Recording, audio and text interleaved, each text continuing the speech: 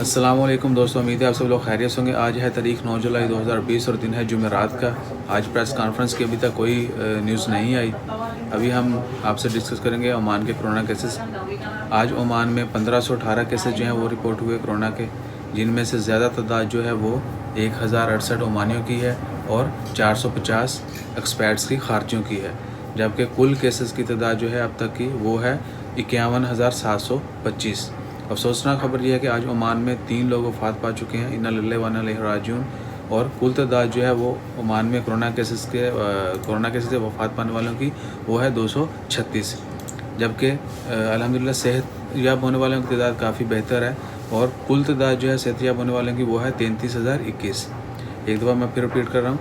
आज 9 जुलाई 2020 जुमेरात के दिन ओमान में 1518 कुल केसेस रिपोर्ट हुए कोरोना के, जिनमें से ज़्यादा तादाद जो थी वो ओमानियों की 1068, जबकि 450 खारजियों की तादाद। और अफसोसनाक खबर के 3 लोग आज वफ़ात पा चुके हैं ओमान में कोरोना से, और कुल लोग जो टोटल तादाद है वफ़ात पाने वालों की वो है 236। कोरोना केसेस की कुल तादाद जो है वो है 51,725, जबकि सेहतयाब होने वालों की कुल तादाद है 33,021। दुआ करें अल्लाह ताला हम सबको अपनी हिफ्ज़ ईमान में रखे। इसके अलावा कुछ ख़ास ख़बरें ओमान के हवाले से आज चूँकि प्रेस कॉन्फ्रेंस होती है जुमेरात को, तो आज नहीं हुई। सिर्फ 50 रियाल का नया नोट जारी किया, उसके लिए मैंने पहले ही वीडियो इमीडिएटली शेयर कर दी थी। इसके अलावा कोई ख़ास खबर अभी तक नहीं आई। जो ही कोई अपडेट्स आती हैं हम आपसे इमीडिएटली शेयर करेंगे। अपना ख्याल रखिएगा, दुआ में याद रखें। इंशाल्लाह खैर। अल्लाह हाफ़िज़।